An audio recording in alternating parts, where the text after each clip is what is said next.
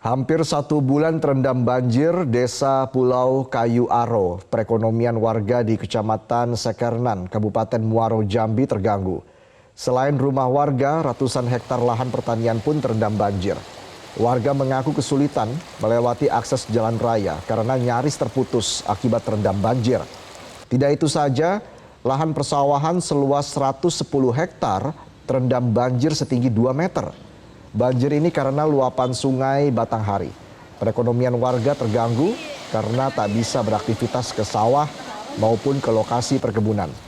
Warga berharap bantuan makanan dan obat-obatan dapat segera didistribusikan. Masyarakat Desa Pulau Kayu Aro kesusahan lewat, Pak. Oh iya.